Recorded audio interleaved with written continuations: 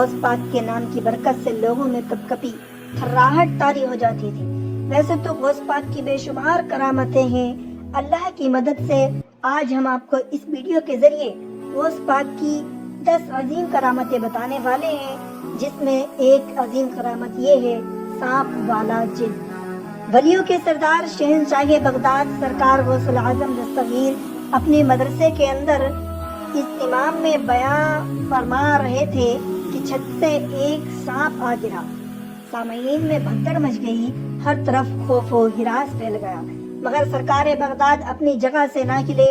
سانپ آپ کے کپڑوں میں گھس گیا اور تمام جسم مبارک سے لپٹتا ہوا گریبان شریف سے باہر نکلا اور گردن مبارک پر لپٹ گیا۔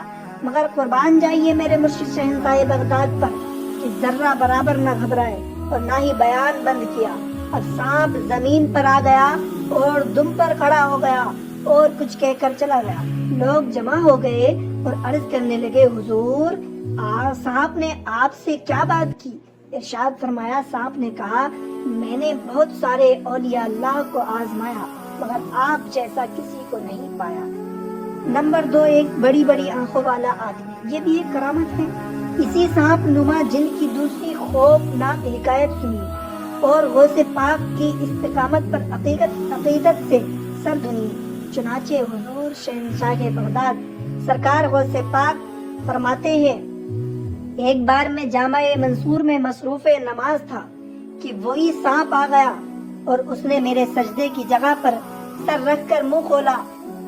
میں نے اسے ہٹا کر سجدہ کیا مگر وہ میری گردن سے لپٹ گیا، پھر وہ میری ایک آستین میں گھس کر دوسری آستین سے نکلا۔ نماز مکمل کرنے کے بعد جب میں نے سلام پھیرا تو وہ غائب ہو گئے۔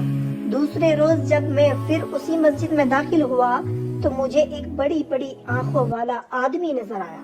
میں نے اسے دیکھ کر اندازہ لگا لیا کہ یہ شخص انسان نہیں بلکہ کوئی جن ہے۔ وہ جن مجھ سے کہنے لگا کہ میں آپ کو تنگ کرنے والا وہی سانپ ہوں۔ میں نے سانپ کے روپ میں بہت سارے اولیاء اللہ کو جیسا کسی کو ثابت قدم کے دستے پر حق پرست آزمایا ہے مگر آپ سا نہیں پایا۔ پھر وہ جن آپ تائب ہو گیا۔ شیطان کا خطرناک بار۔ نمبر 3، یہ کرامت آپ کی ہے۔ سرکار بغداد حضور غوث پاک رضی اللہ تعالیٰ عنہ فرماتے ہیں، ایک بار میں کسی جنگل کی طرف نکل گیا اور کئی روز تک وہاں پڑا رہا۔ کھانے پینے کو کچھ بھی نہ ہوتا تھا، مجھ پر پیاس کا سخت غلبہ تھا۔ ایسے میں میرے سر پر ایک بادل کا ٹکڑا نمودار ہوا، اس میں سے کچھ بارش کے قطرے گرے جنہیں میں نے پی لیا۔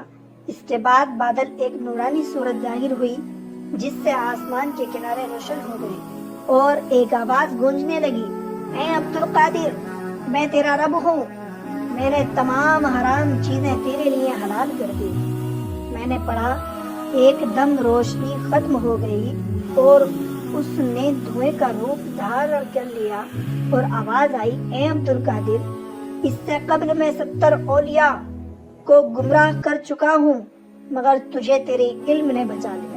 آپ فرماتے ہیں، میں نے کہا، اے مردود، مجھے میرے علم نے نہیں بلکہ میرے رب کے فضل نے